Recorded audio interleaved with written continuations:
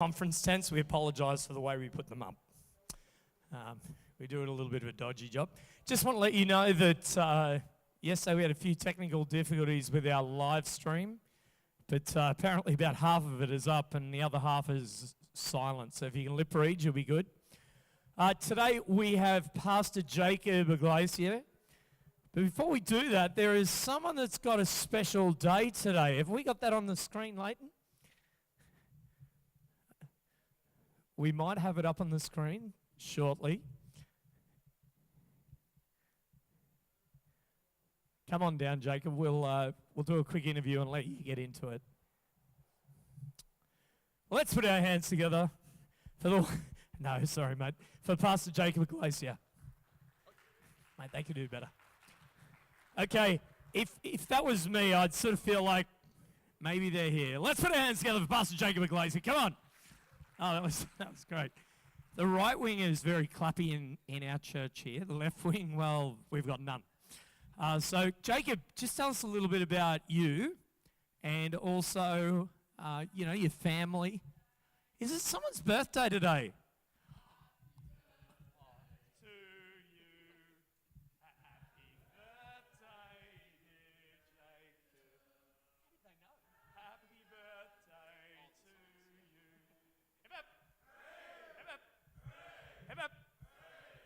Jacob, I can't believe we asked you to come and present on your birthday and a public holiday. Yeah, well, there it is. So Jacob, you don't need to tell us your age, but you're young compared to us.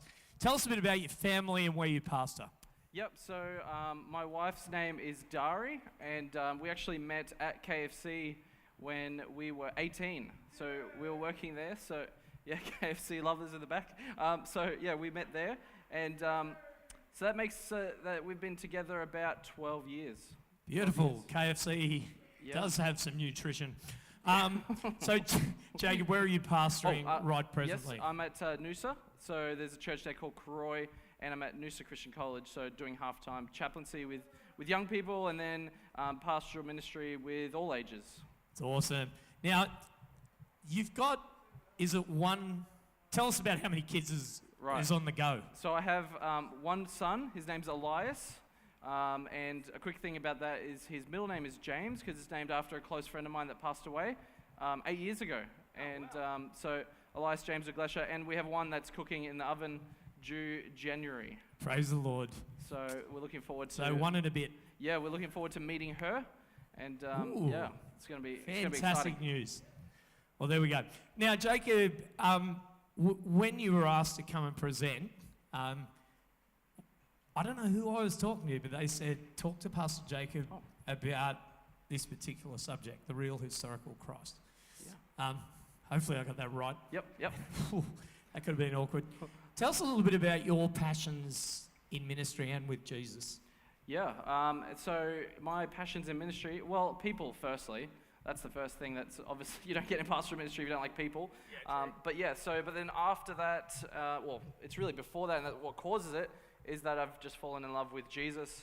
And throughout my journey, I've had to kind of think about who Jesus is, what it means that he's a resurrected Lord and all that sort of thing. So it's kind of become a passion of mine, and it was launched by reading the Gospel of Matthew and a book called Desire of Ages. So the two kind of were the start, and now I've been so passionate about this book that I've wanted to go on and study a bit further. So, I've started just recently studying the Gospel of Matthew in further studies, and I don't know, it's just awesome. I like nerding out. Excellent. We're here to nerd. We're here to hear you nerd out. Awesome. In Jesus' name. Now, we'd like to have prayer with you. For those of you who are online, I think that we're up now on live stream. Welcome to you as well. And let's have prayer. Awesome. Lord, we just want to thank you for Jacob. I want to thank you on his special day. He's here to present about you and his passion for you. I pray you bless him now. Is our prayer. Amen. God bless you, mate. Thank you so much, Pastor Sean, and to everybody I actually didn't get a clicker, so I might just throughout, or if there is one, I'll use that. But I actually was really excited because Sean asked me to speak, and I said, there's only really, when it comes to apologetics, there's only one area that I've spent a lot of time in, and that's it. Reading about Jesus, the history, and all that sort of thing. So I felt very privileged that you would pick a 29-year-old then, 30-year-old today, which is kind of cool. So, hey, thank you so much. That's the next button. Nice. You're the man, Jono. Thank you so much. So I felt very privileged, for starters, that I could be asked, but also I felt the weight and the burden. I am only 30 years old. There's people that have studied this for their whole life, and they're twice my age. And there's some great people out there who study this topic and deliver it very well. And also, I thought I'd just clarify one little thing. The Case for Christ is a title of a book that is written by Lee Strobel, and he is a lawyer, and he's very much driven by this desire to set a case up. So I use the title because it explains the point that we're looking at the historical Jesus, but I'm not a lawyer, so I will approach this a little bit differently. But I hope that still you don't feel like you've been ripped off and gone, well, we wanted Lee Strobel, give us Lee Strobel. So yeah, please hold the riot till the end, and I'm sure Sean Berkeley will be the one that you can take it out on. No, I'm kidding. So let's give this a test. Fantastic. So I did put a bit of a quick bio, but yeah, I think we've covered it all. So yeah, married to Dari, father to Elias, pastor and chaplain in Noosa, and I guess I could add nerd in there as well. This is my wife and my son.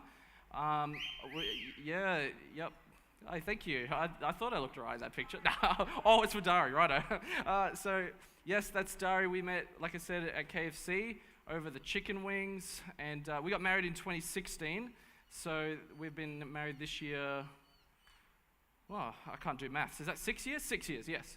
And there's Elias. He's an awesome little kid. Oh, I pressed the wrong button. All right, so yeah, well, a little bit about me also is that when I was at the age of 15, I decided to do something that a lot of teens think about when they're entering into year 10, and that's actually leaving school, not completing the full education experience. And I actually decided to leave at the age of 15 and go and work for a motor trimming company. So I took on an apprenticeship. Motor trimming is about doing the interiors of cars and all that sort of thing. And when I started doing that, I really got into it, but the pay wasn't the greatest, so I was still working at KFC at the time. But after working there a few years, I got to the point where I said, it's not cutting for me. I had a pretty bad workplace, so I decided to go back to school. And if you can see there, this is actually at the end of 2011. I finished at Kingston College. They do an adult education for people who have been out of school and want to get the year 11, 12 certificate. And I know it's a bit blurry, but that's a picture from the day that I got my year 12 certificate. Yeah, I felt really good. That actually opened the doorway for me to go to university and to study, and I found my passion, which is theology and ministry, and that's where I am now.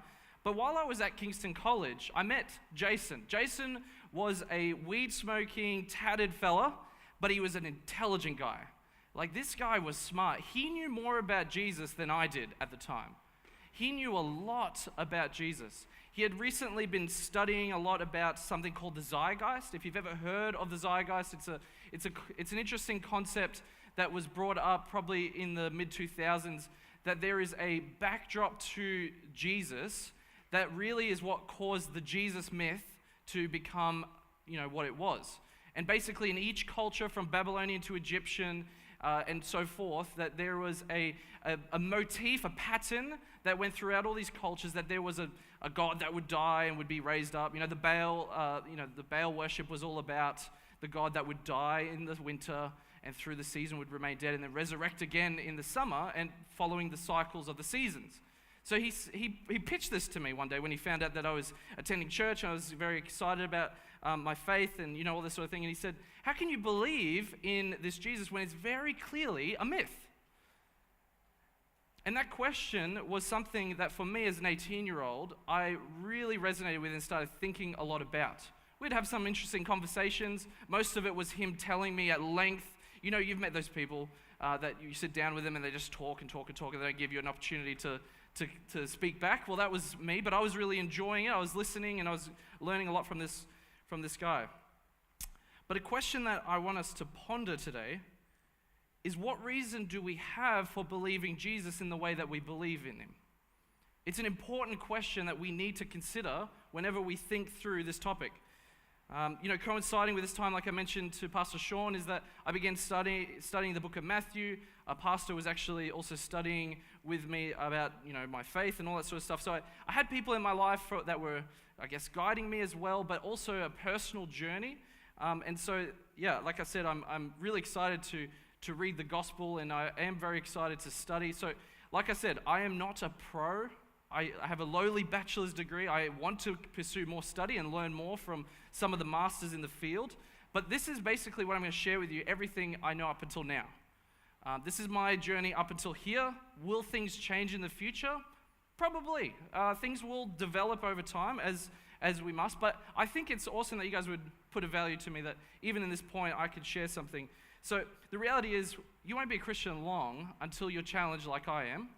And I'd actually be interested to hear, if you could just by a raise of hand, have you ever had somebody in person, let's start with in person, then we'll add internet later, but in person ask you why you would believe in Jesus because they believed when you spoke to them that he was a fictional character or a fable from history? Could you just raise your hand if you've ever had somebody kind of bring up the doubt to you? All right, okay, that's in person. Okay, now keep your hand up, and then we'll add, maybe on the internet you've read something that has challenged you, and you've heard somebody saying something. Okay, so it's probably a good 3/4 of us. So for some of us, I can imagine that question is very a live issue. You're probably thinking about it yourself. You don't come here this morning going, I am a follower of Jesus, but maybe you come here going, I probably lean a little bit more to the agnostic side of thinking, and I'm probably a little bit more that way inclined. And so I would just like to say for all of us who are here, I hope this is a safe place that we can actually sit down and talk about and listen and all that sort of thing, because I think there's room for everybody. Doubters are as much a part of the kingdom and as much a part of the 12 disciples that first followed Jesus as the most faithful of the 12. It's interesting, a reflection, that after the resurrection, when the 12 met together, or the 11 as they described at that point, is that it said some still doubted. And Jesus was willing to give them the Great Commission. So I hope that you don't feel like you come in here and you're going to get bashed and you're going to be told if you don't believe, then it's all over. But I hope this will be an opportunity for you to think through the question, to ask, hopefully prod you in a particular direction to think about it. But you're definitely welcome here. So to quickly set a small boundary around our conversation, we could go wild here. But Jacob, what about the existence of God? Prove to me that God exists. These kind of questions, while good, are a little bit outside the purview of our discussion this morning. I think we got to stay focused. If we want to talk about other topics, we can. But for this morning, I want to take a bit more of a humble approach and just ask the question about who Jesus is. And a little bit more on that in a second. But firstly, I love this quote. N.T. Wright says, if it happened, then it matters. These are not topics that are kind of like, well, let's discuss this in a theology lecture hall, walk away, and life goes on as usual. We'll return to paying our bills, we'll return to looking after our kids. No, if something like what we're going to talk about today happened, then I believe it matters. It's something very crucial. But with this, we all come to the perspective that we do because we have a bias. And that's where I want to start off. I want to take a very humble perspective. If I was to share with you my perspective, I am a follower of Jesus. That means I do believe the Gospels. I do believe that Jesus was real. I do believe that Jesus rose from the dead. And I do believe that there is an eternal God. So that is my perspective. Have a reflection now. Just think through for a moment. Where are you coming from? Don't need to verbalize it. Don't need to share it. But what is the bias that you have? Because sometimes we're told that the more important perspective to have is a doubtful one. Sometimes we're told it depends where you are, to be a believer. But I want you to reflect with me. What is your beliefs about Jesus? Whether for or against. I want you to reflect on this also, that whatever our beliefs are, they came from somewhere. So there is an origin point to them. And it could be from an experience. I've shared a bit of experience with you, and that's definitely shaped some of mine. It could be tradition. My parents are Seventh-day Adventists, and so I see the world as a result of their guidance, and so that does shape me. It could be popular opinion. Maybe the large bulk of the people here are followers of Jesus too, and so therefore that does solidify me in my thinking. We are very much shaped by our community, and it could just be my feelings. It could have had a personal impact on me. But whatever it is, I just want you to reflect. Why do you come to the perspective that you come to? We're going to spend a bit more time talking about that. if we were to look through church history, we would actually see that the reason why people have believed over the centuries has changed. Not everybody believes for the same reason. If I was to go, and I wish I could, as a pastor, I very much appreciate hearing the perspective of people, and I'm kind of sad that I look around and I know quite a few of you, but I wish I knew all of you really well. But if I sat down and asked each of you, why do you believe, you would each tell me something very different. Some of you would overlap. Some of you would say something wildly different. Some of you would contradict. It's just the reality of the human experience. If we were to talk about the early 2nd and 3rd century depicted in the art piece on the left, the reason that they said that Jesus was raised from the dead and was God was 2 reasons. One, his moral teachings, his ethical stances, and everything he shared, his great oratory. This was one reason. The second was the messianic prophecies fulfilled that were written about him years in advance in the Old Testament prophets. But if we were to move along down history, what we actually discover is, as we listen to the writers and the Christian authors that we have, depicted here like in the second picture from medieval eras, we would notice that they would focus more on the eternal nature of the church.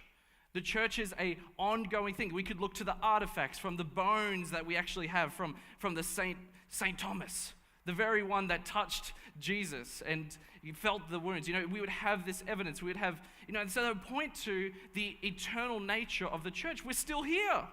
We're still present. We're still very much an ongoing community. But of course, as time went on, and we think about the Reformation era, maybe you can guess what the emphasis became on.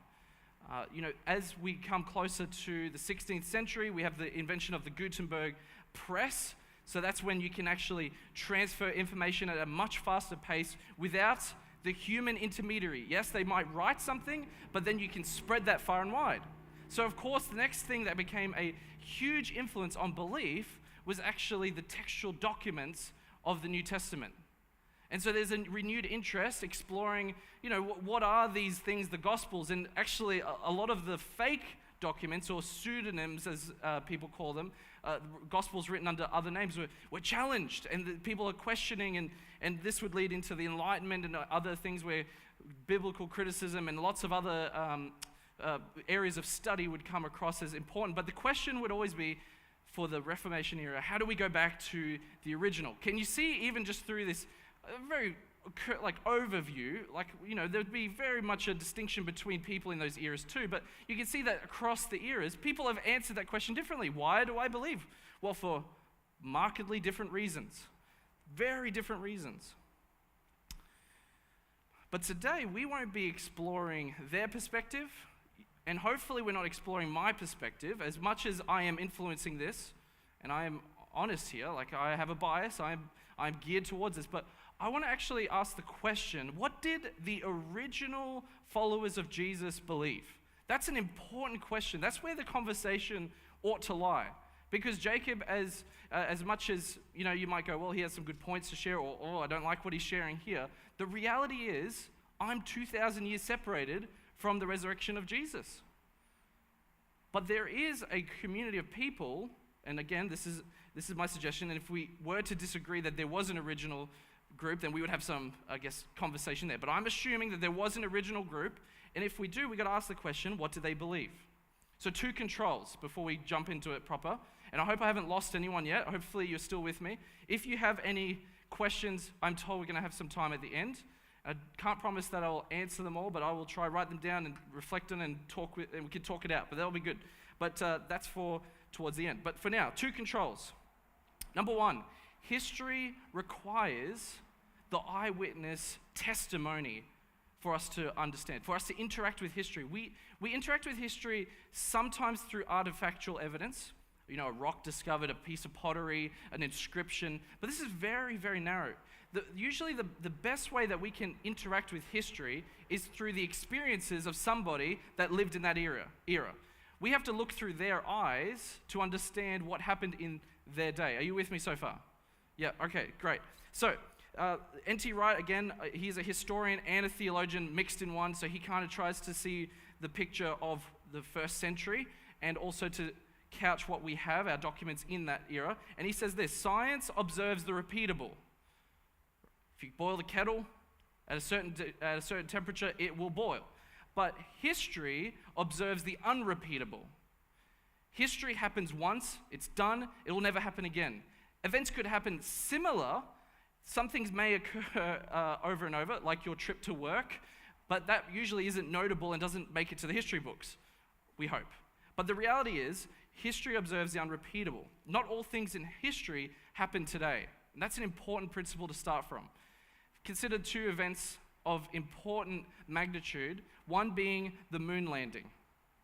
It's an unprecedented event. Nobody left this planet and ended up on another physical body in space until, I believe, 1969. Right. It's unprecedented. It's also unusual. Those things don't just happen every day, but it's also significant. And finally, it's not without controversy. If you go online, you will find a group of people, and maybe if I was to do a field test here and ask, do you believe the moon landing happened? There would be a small segment here that would say otherwise. Now, I'm not critiquing either for or against, but I just want to illustrate to you this fact. Now, how do we know that the moon landing, or what is the claim that the moon landing happened, is actually from eyewitness accounts? Astronauts on the actual body itself, people in the space station, the recordings, people watching it. This is how we interact with it. Maybe the medium changed, it's not written down, it's on a camera, but the reality is we still interact with it through the eyes of individuals. Secondly, and this is actually an interesting one to think about, the Holocaust. The Holocaust is another event which is, it's unprecedented, it's very unusual, it's very significant, but the only way that we can really interact with the people that died is through eyewitness testimony. And you know why? The Nazis were very good at cleaning up their mess. There is no physical evidence to some of the people that died. We might have some records, but even then they were very, very meticulous in making sure it wasn't clear and who was the people that were being killed in those camps. So how do we access the information? We actually access it through eyewitness testimony, through the experiences of the people that survived and went through it. It's a fascinating thing. If we were to remove eyewitness testimony from historical study, you would end up with nothing. And if you doubted it significantly enough, you would actually question some of these key events as if they never happened. And actually there are, if you go on some online forums, you can find groups that question every event that happened before 1960 and suggest that it was all made up for a different reason. But we're not going to go down that rabbit hole because that could be an interesting conversation. But the reality is, eyewitness testimony, very important. Control number 2 that we need to use here this morning is that we're looking at the historical Jesus. The scholars often like to separate the Christ of faith from the Christ of history for a reason. We have personal experiences, don't we? We listen to music that lifts our souls, and we can hear worship music that exalts Jesus, the resurrected Lord, but often those experiences are just that, they're experiences. And if we're not careful, our cultural lens can shape the Jesus that we follow. So I actually think this conversation is useful for us as a church community, as a wider community, to ask the question, who was Jesus? How do we get back to what he was teaching? How do we continue what his methodology was and live up to that? So if we were to ask people who study Jesus, and I think it's kind of cool, I remember one guy being called a scholar of Jesus or a Jesus professional. I think that would be a nice thing to have on a resume, the Jesus professional. You have a large group of people that study Jesus and the historical Jesus, and they're on a spectrum, but there is a consensus. Everyone from Bart Ehrman, who, if you want to write down his name, Bart, like from The Simpsons, Ehrman, E-H-R-M-A-N, you can look him up. He is an atheist, but a scholar of the New Testament. He studies Jesus for a living. He writes extensively. And you can go all the way to the other spectrum, like N.T. Wright, who would say that Jesus was a real person, the resurrection really happened, and you got everyone in between. But this is the consensus. Are you with me? I'm going to read 4 points. Jesus was a real person alive in the 1st century, Second Temple period. This is based on the historical evidence we have. Jesus claimed to be the Messiah and amassed disciples as a teacher and prophet in Israel. Jesus taught, people followed. Point 3, Jesus was crucified by the Romans and was buried in a tomb. And point 4, the early followers of Jesus did not disband, but claimed that Jesus was resurrected on the Sunday and started a new movement. So this is the consensus. There might be some distinction here and there. Might be some question about how much of the Gospels is reliable, or if all the events happened as they were written down. But the reality is, those 4 points, a lot of people agree on who study Jesus for a living and do it from a vast spectrum of thinking. So today, I've shown you a little bit about history and a little bit about me and what scholars think, but what I want to spend, putting that to the side, and I've asked you to reflect for yourself, but I want you to think about, and I want to talk with you about what they believed, the first followers of Jesus, why they came to believe it, and how do we know that what they believed was true. And I want you to keep reflecting. I already asked you your bias, but I want you to reflect on this. Why do you believe, or disbelieve, as the case may be, and I hope you're here in the room or online, why do you believe or disbelieve the existence of Jesus as currently taught or as shown in the Gospels? If there is a real question, verbalize it in your mind. Think about it. Articulate it. Is there something that is compelling to you that makes you believe or disbelieve? And I hope that we can journey together this morning. All right. So let's jump in proper. The Gospels is probably the best place to start. Claimed to be written by the first followers of Jesus, or recording what the first followers of Jesus said. The Gospels, what are they? What is the method that they used to write them? And what is their point? If we were to go back about 10, maybe 20 years, a lot of gospel studies usually put the Gospels into the category of folk tales or oral traditions that were put down into writing after a few generations. But more and more now, the genre or the type of writing that people are saying that the Gospels are, based on their comparison with other documents from the first century, is a bios. You could translate that to biography or to lives, as you might have it. There are many lives that existed in the first century and before. Scholars or historians like Nepos, there's Lucian of Samosata. There's a lot of different biographies that are written, and when you compare them with the Gospels, a few key points stand out of similarity. Number one, they're introduced to the person written in the heading. The person they're writing about is right there at the beginning. This is the story of Caesar, and they would start elaborating on that. They'd talk about Nero, and they'd talk about this individual. They would write about recent figures, usually in living memory. So they either knew them personally, or they sat down with someone who knew them personally.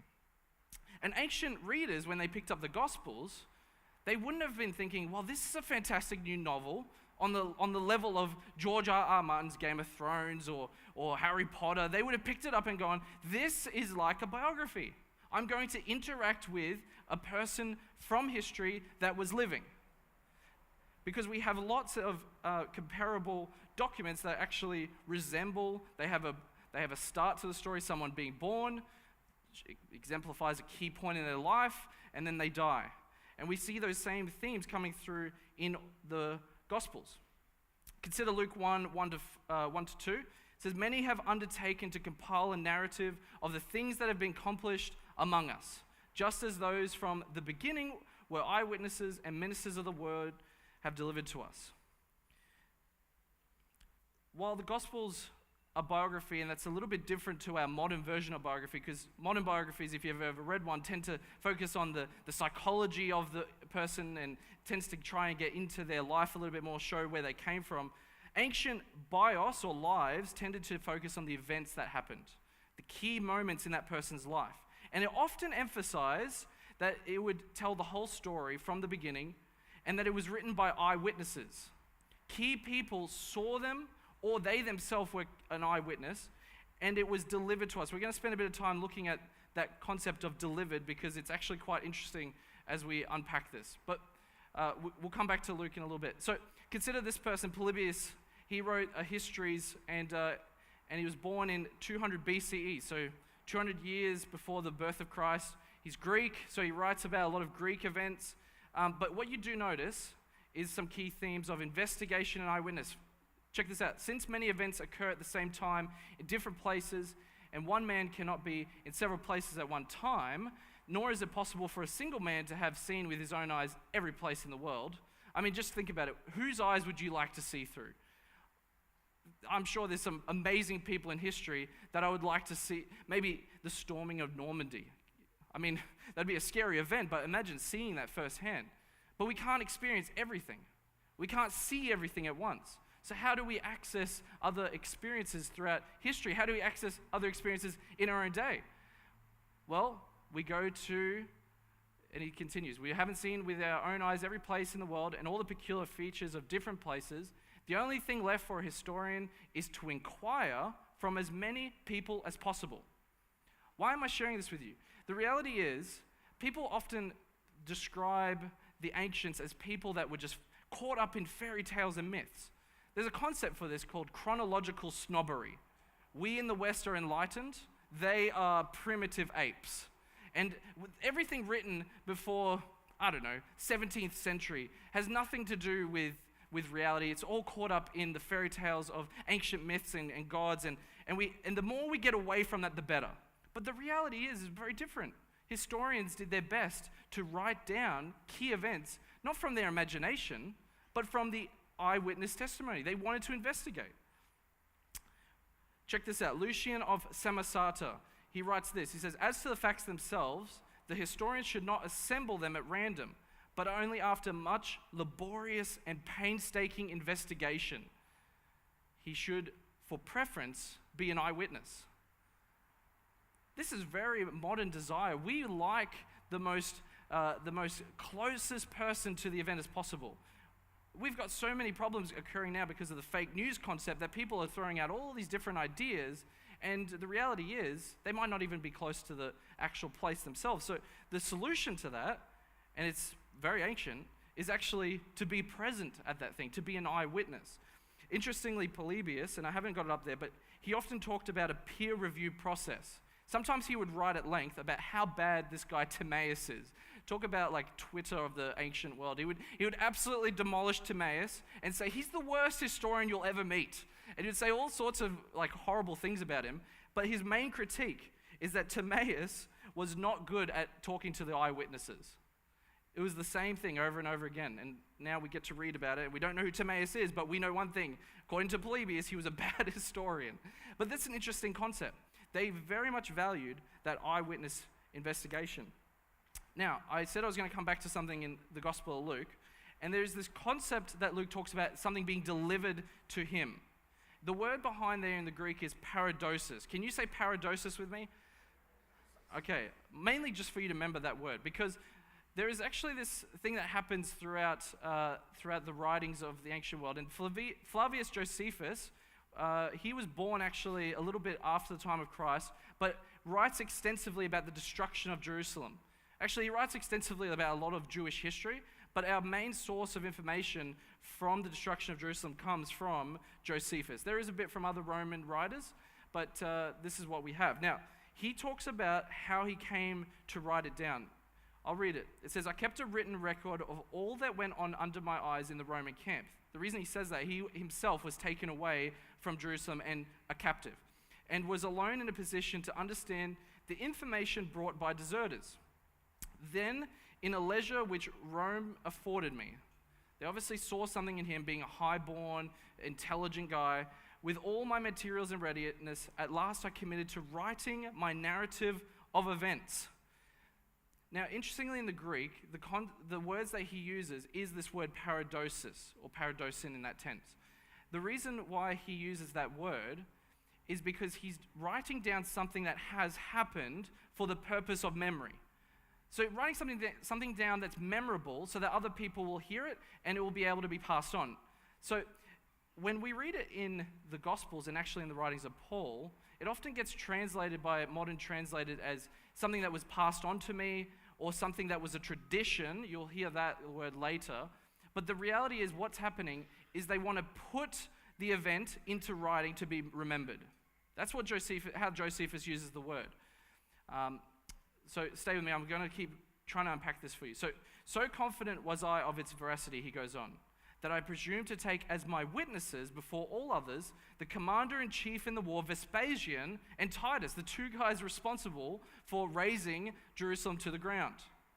So Josephus, in his way of getting tradition or writing down this event, wasn't to go, I heard this from my aunt's sister's uncle, and he told it to my friend, and they told it to me. Like, all these points removed. The reality is, when he was writing this down to be remembered, he saw it firsthand. He went and spoke to Vespasian, the guy responsible. He went and spoke to Titus. He actually learned from them what happened, what the details were, what was happening inside the city at the time, which he then goes and records in length in his document against Apion.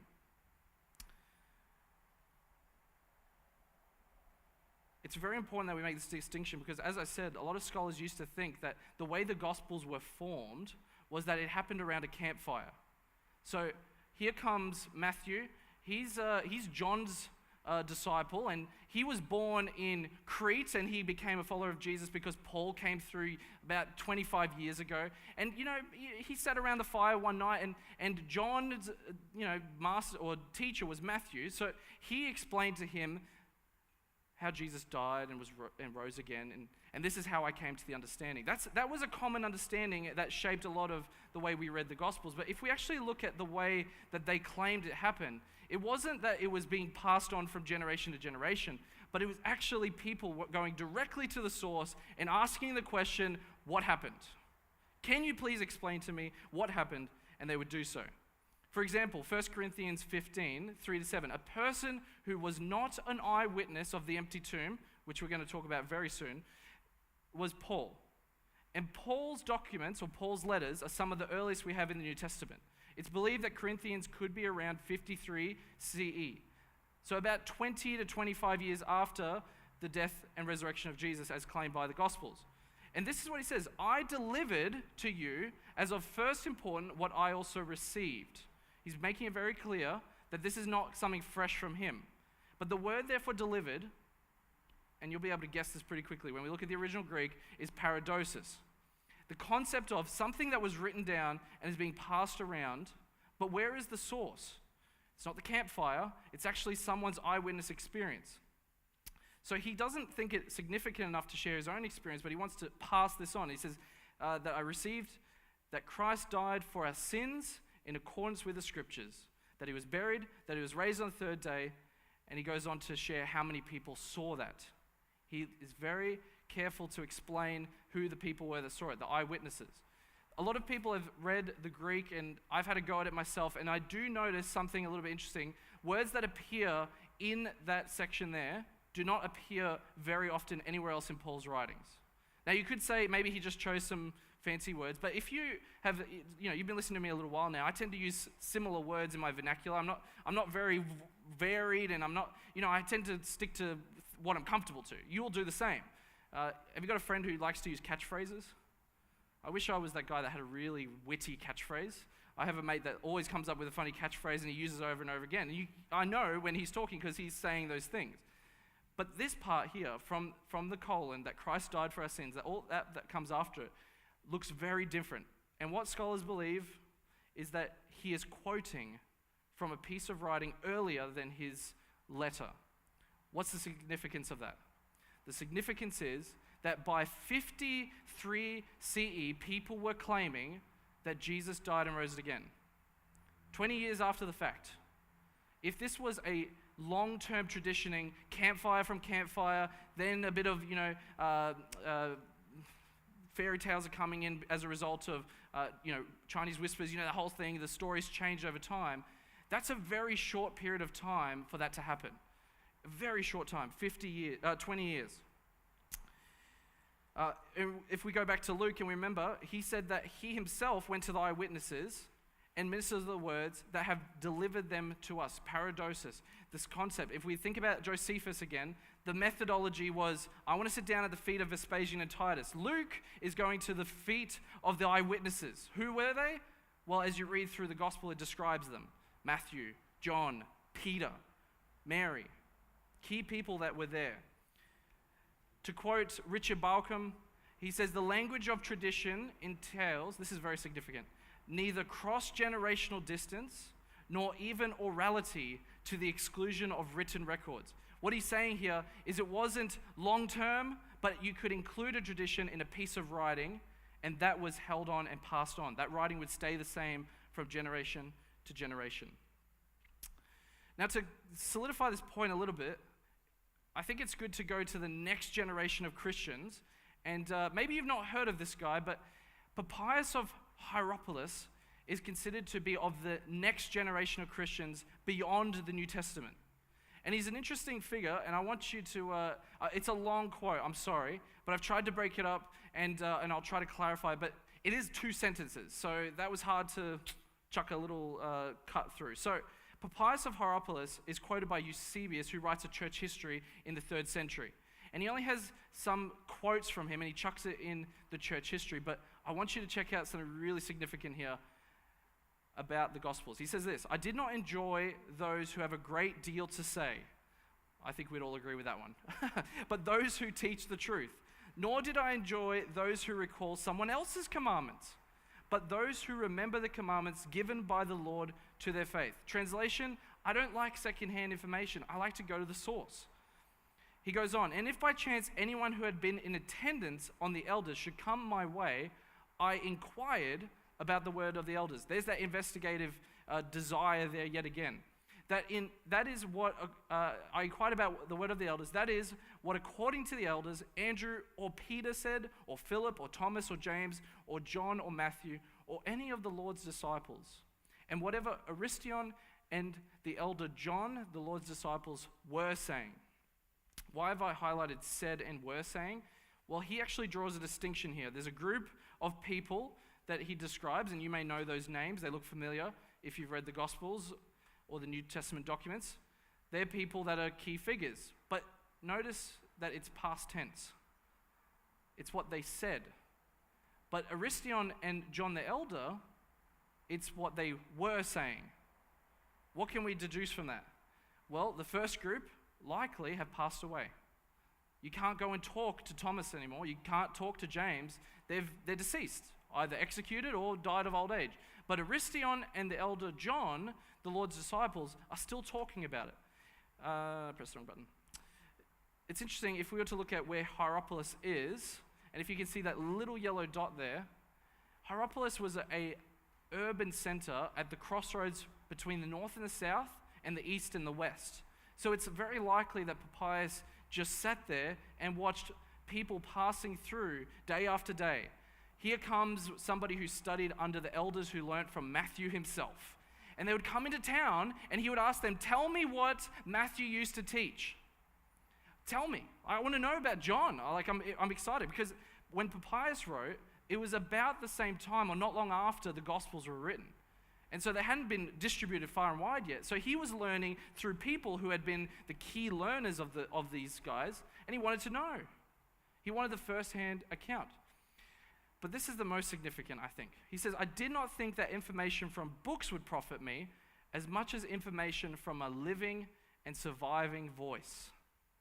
Oh man, wouldn't it be amazing to hear Peter himself tell you what it was like to see Jesus just start pulling food out like non-stop? Like, wouldn't it be just something else to hear that? Well, that's what kind of trend occurred in the church. They didn't want to accept fairy tales. They didn't want to let things slip in. They wanted to hear people's experiences, and there was a lot to go around. They wanted to hear every experience that they could. If we were to depict the 2 streams that he described, this is from Richard Balcom, and I think it really explains the point. In the first group, we see the specific disciples of Jesus being named, but they're deceased. So the way that he would have learnt about that was from the elders that learnt from him and were kind of committed to remember all these traditions, and then the disciples would learn from them and they'd cross through Papias' path. But he liked the living, surviving voice, you may remember, and that is the second category. Aristion and John the Elder would have disciples, and they would come through town, and then they would pass it on to Papias. The distance of time is the amount of time it took to travel from those places to where Papias was in Hierapolis. Not generations or centuries, but a short trip. If you're going from Jerusalem to Hierapolis, 180 k's. Or pardon me, 180 miles. I don't know how to convert that to kilometers, but you might. So the reality is that when we look at the Gospels, we're not looking at something that was passed on from year to year to century, then they decided to put it down in writing, and what you have is the culmination of so many different people putting into it That could have been shaped by who knows what. But reality is the church was very keen to hear firsthand. And it was early. It's a very important thing. They emphasized that everything was in living memory when they could remember it. If I was to ask you now what you remember of September 11, 2001, what could you describe to me off the bat? Have a think. What could you say? And this is a feedback moment, I might say, because I do want to hear. What can you remember from about 21 years ago on that morning? A little bit louder because I'm deaf. Okay, 2 planes went into 2 towers. Does everyone remember it like that? Okay, key gist. Do you remember anything else? What happened to the towers afterwards, maybe? Did they stay standing? No. Yep, collapse. You're saying collapse. Did everyone remember that? Raise your hand if you remember that key detail. All right. Is there anything else that you can tell me that we'd probably all remember? Dust? Yeah, everything was like exploding out. Do you guys remember the dust coming from the towers? Yeah, all right. So, if I was to ask you for gist memory, you could probably tell me. But if I was to ask you for details, do you know what flight it was that went into the tower? Can somebody raise their hand and tell me if they know the flight number? Oh, interesting. Okay, so there is a distinction here that we have to make. Details versus gist. We're very good at gist memory, but detail memory we're probably not the best at. Some people are really good at that, but maybe not perfectly good at it. But what we do notice, even over 20 to 30 years, we can still recall events, significant events, as they happened, although we might not know the specifics very well. And this is a very interesting study that my lecturer, Robert McIver, has done and is well written. It's awesome to see an Adventist getting out there into the wider world, sharing about the effects of memory over time. And the Gospels fit into the category that over the time elapsed, it's okay, like memory may be lost, but the key events, key details are still there. And if we remember that 1 Corinthians may be earlier than the Gospels, we're only talking a space of the same time between us and the Twin Towers. Now, if I was there on the day, now was anyone there in New York City when the towers were hit? I reckon you guys would probably share the most extensive detail. 2 people raised their hand towards the back. I think you would probably have the more clearer detail of us all because of the imminency and how close you were. And if you were in the tower itself, again, the amount of memory can build up. That is an interesting study that has been done into memory as we have it today, which is probably a little bit inferior, if we might be honest, to the time of the Gospels being written. So if I could compare these 3 figures, does anyone know the first guy on the left? He's an interesting looking fellow, isn't he? No one knows. Okay, Aristotle. He's actually somebody that has shaped a lot of the way you think. You probably don't know that, but the reality is he's shaped a lot of the way that you think just day to day. That's Aristotle. That's what he looked like based on carvings on the left. In the middle, can anyone guess him? Yep, Mitchell Strawn. Yes, Alexander of Macedon, or also known as Alexander the Great. Yep, that's the earliest depictions we have of those 2 fellas. Can you guess who the person on the right is? Oh. Hey, it's why we're all here, right? I can't forget him. It's actually Jesus of Nazareth. The earliest depiction, second earliest.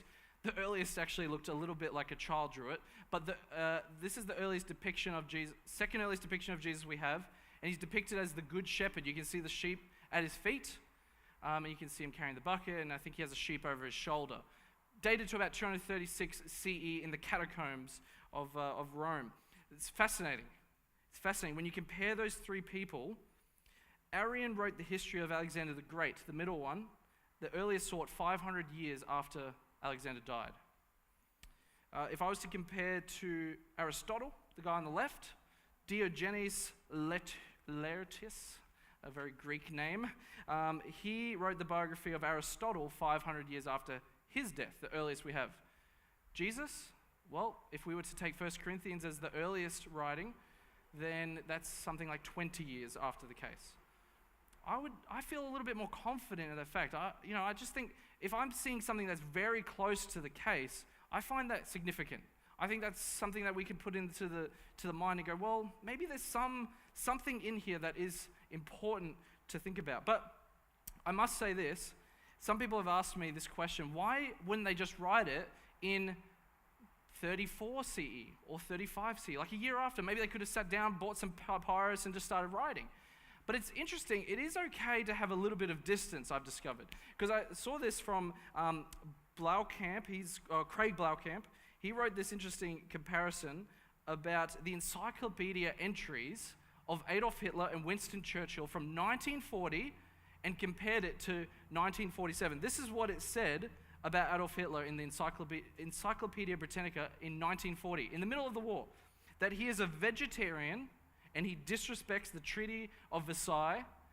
And one more detail, it says he doesn't like Jews. I mean, that's a bit of an understatement if I was to give one. That's like the understatement of the century from Encyclopedia Britannica, which wants to give the best information at the time. But the reality is they were still in the middle of it. They were so close to the event that what can happen is you don't really see it very clearly. And this is what's interesting to me, that if you were to compare it to a couple of years later, 20 years, 30 years, you start to get a more accurate picture of what those two figures, Adolf Hitler and Winston Churchill, are like. Winston Churchill is described as a political has-been in 1940. Well, that's going to be very much overturned in 5 years, and we know it. So descriptions need, or eyewitness accounts are most beneficial when they're close, but they're not too close. I think it's very interesting that if we're serious about this, we can actually see that there is some good to a bit of distance. The ideal setting for historical writing, says Craig Keeter, is distant enough to avoid myopia or influence for a different reason. Maybe they were forced to write this because they wanted to please a leader, or maybe they were trying to trick people, or something like that, right? But yet within the period of living memory. There's like a sweet spot that we need to aim for. And I believe the Gospels do get very close to that. Just a little side note before we get to my final point, which I want to really just hone in on and end with, is that the Gospel documents themselves. People ask the question, how many we have? And it is true, you might hear that people say there's thousands and whatnot. But the reality is, when we're talking early, when they're talking about there's being thousands, that includes everything from 2nd century through to the 14th century. When we talk about the earliest documents, this here is the one you're looking at. The earliest copy that we have of any manuscript evidence of the Gospels was found in Oxyrhynchus, Egypt, in a trash heap. It was burnt. And it records John 18:36 to 19:7, so a bit on one side, a bit on the other. And scholars, even the ones that are very skeptical, date it to latest about 195, like the most skeptical. So that's still 2nd century. That's very close to the events. And it's fascinating to me that we have that. There's 30 portions of the gospel manuscripts found that are dated to around this time period, or maybe into the 3rd century a little bit. But that's fascinating. That's not long-term changes over time. This passage reflects very much what we call the Codex Sinaiticus, which is what a lot of more modern translations or newer translations are using. So this particular papyrus looks almost identical to the one from the 4th century. No change in between that time. It's a strong textual connection. This is cool. I thought I'd just quickly show you this because I know down these things. It's called Papyrus Oxyrhynchus 3035. It's an arrest warrant found in there's like all sorts of stuff. There's like receipts in there and everything thrown into this pile. And this one's dated to 28th of February 256. And it's put out for the arrest of Peter of Horace, a Christian. And usually arrest warrants, other ones that are around that we have, extant ones, they have a reason. Like Peter he's a naughty boy, he's been stealing. This one has nothing. It just says that he's a Christian. That was his crime. It's fascinating that this was also found in the trash heap. So, why have I shared this all with you? This would be my summary. Eyewitness testimony, very crucial to the gospel writers. There is proximity to it, and there is the right amount of distance. It's within living memory, but it's not right there where they can't see the picture clearly. As we will see, that is really important because the disciples did struggle to understand this whole thing. But it does fit into the category of biography, not novel, not myth, but actually biography. They were trying to record the events as they happened. Very crucial. And if you have questions about that, I'm happy to talk a little bit more in our question and answer time coming up real soon. So, the resurrection.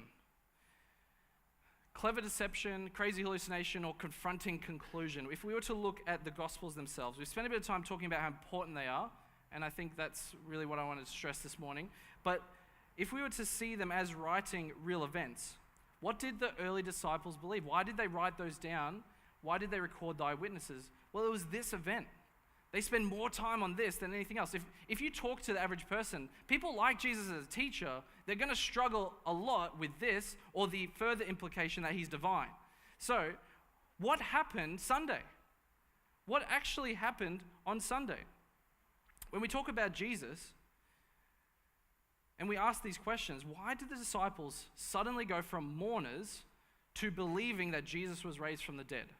In the Second Temple era, the time that they lived, it was not a common belief that if somebody died and there was something that happened, that suddenly we would come to the conclusion that there was resurrection.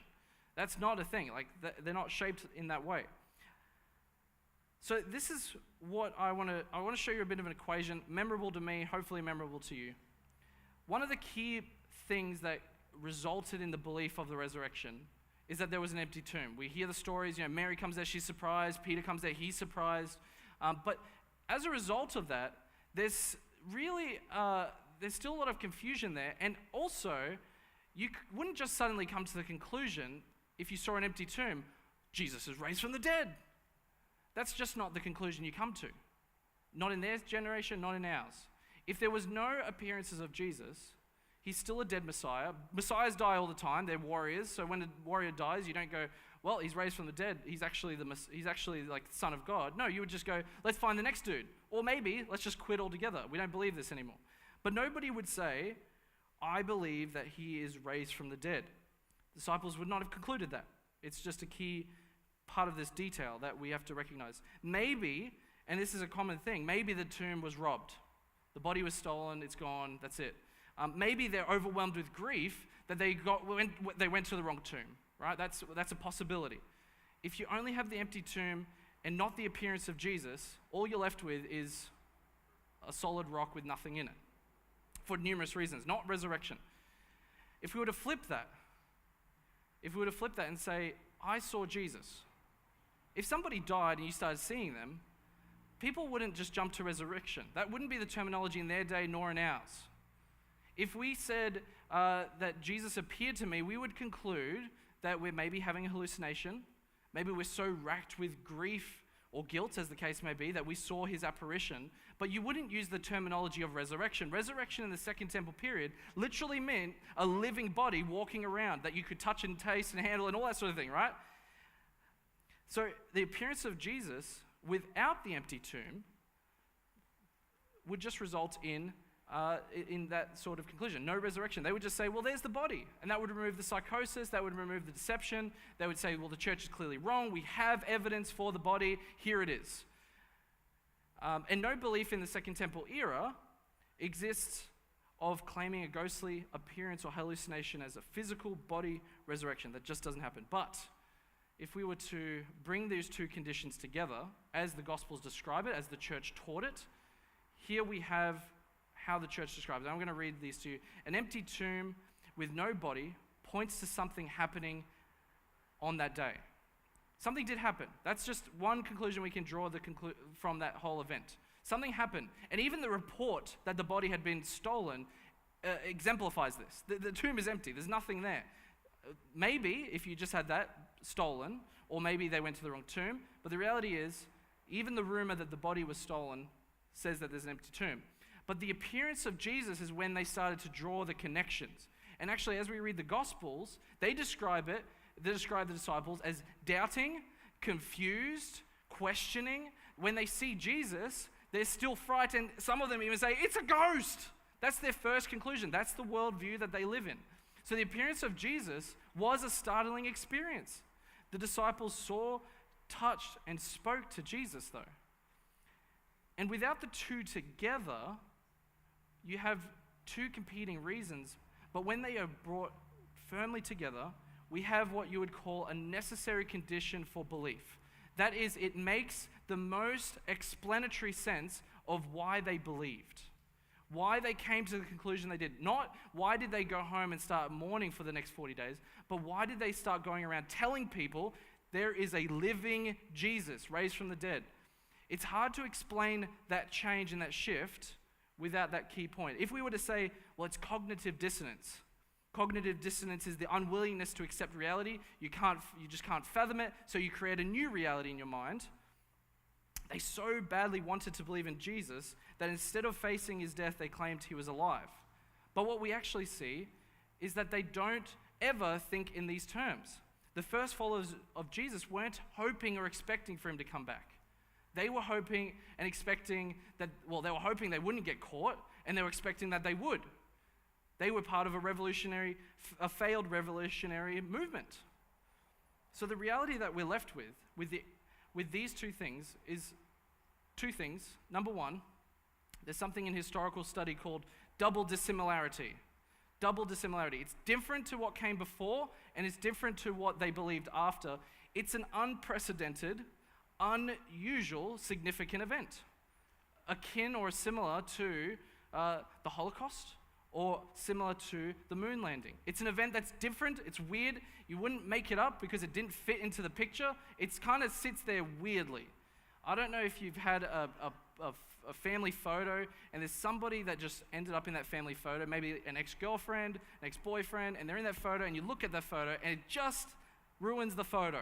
It doesn't quite fit there anymore, right? Like, it kind of stands out. Jesus and the resurrection stands out from the picture. That's what we call that's what they call double dissimilarity. Nothing before, nothing after accounts for what happened. I'm looking at the time. I'm going to wrap this up because I did have an extra point in case we had time, but we don't. But I'm going to skip through a few slides here for that purpose. I'm going the wrong way there. Yeah, so if I was to summarize everything here, they believed it is a key concept, and it led to them coming to the position that Jesus was raised from the dead. Why did they come to that position? That's the question we have to answer. And I want to suggest that the answer to that is they experienced something. People spoke about it outside of the camp, not just the Gospels, but other people observed this. Paul himself was saying that things happened on that day. Keep it going. All right. And that's why I want to come to the implications before our question time.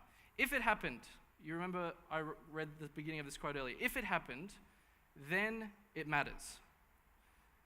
The world is a different place from what it would be if it didn't happen. The disciples' world, the first followers of Jesus, their world was changed. It was very different afterwards. Yes, they struggled with it, but this event shifted their thinking. A new thing resulted from that experience. When they saw Jesus and touched him, when they saw the empty tomb, together they came to this new conclusion: Jesus is raised from the dead. And you know, if somebody has been raised from the dead, then I kind of want to know about that thing. I'm curious about that very topic. Something is different as a result of that. If it happened, then it mattered. The world is a different place from what it would be if it did not happen. And so I want to suggest to us that there's no neutral ground. This is a time to think about it, reflect on it, and I hope that I've at least prodded you in the direction of, I want to explore this a bit further. I know I have been on that journey a while, and I said I'm going to be on it for a lot further, but I would just share one key thing. Sometimes the tendency with some people, as soon as they hear stuff like this, I'm going to tell Bob at work, and he's going to hear about every single manuscript tradition. He's going to get the truth as it is in Jesus. You know, I'm going to really give it to him and spend 4 hours lecturing him against his will. And I hope none of you were forced to come here against your will. But, you know, the reality is, how do you share Jesus is not by giving them manuscript traditions or trying to prove the resurrection. Because the reality is, a person who argues for Jesus against the will of another person, you get nowhere. Blaise Pascal said, the heart has reasons that the mind knows nothing about.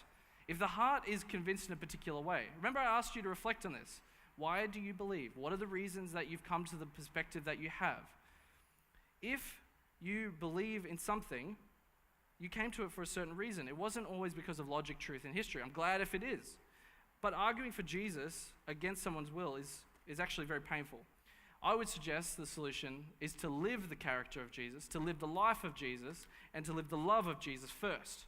Then when people ask questions, as the case may be, then to offer them, reasoned perspectives of why you came to your conclusion.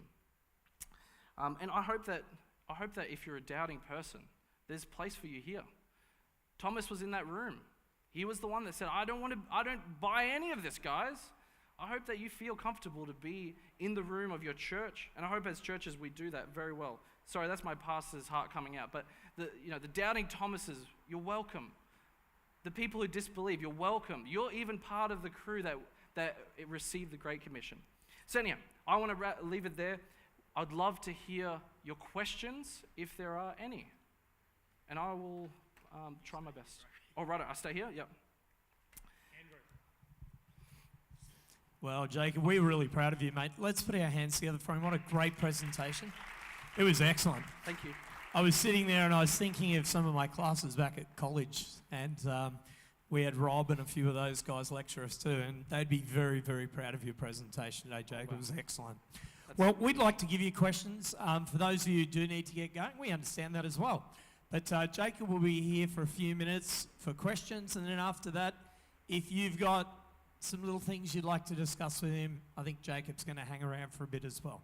Sure. So I think we've got Dane over here with and I'll stand over here. So put your hands up. If there's no questions, well then you'll be free to come down. Awesome. Very full on. And the question from Anna. You're awesome. Hey Jacob. Thanks for your presentation. I wondered, where did you get most of your info from? Do you just read like 20 scholars and then summarize it, or is there a scholar that you follow that really unpacks multiple scholars? Where do you get your info from? Oh, good question. I think the more interaction you have with more people, the better. But there is, like I said, a spectrum. So if you wanted to get to historical study, people who are considered part of the third quest of Jesus, trying to understand the historical picture, a great person is N.T. Wright. He is very wordy, so I'll warn you on that. He does have some introductory stuff, but N.T. Wright, I'll definitely go for. Bart Ehrman is good because he comes from the doubters camp, but he offers some fantastic perspectives that if you have a doubting friend, he's like a voice for them that you can relate to. But it is a little bit different. You might feel a little bit confronted if you've never doubted yourself. But I know I have, so I really value that. So Bart Ehrman is spelled E-H-R-M-A-N.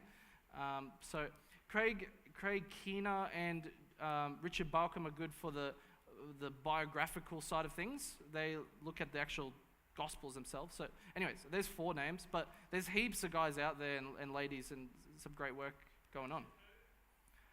What was that, sorry? Richard who? I have not read Richard. Oh, see, communication, we all struggle with that. Richard Balcom is spelled B-A-U-C-K-H-A-M.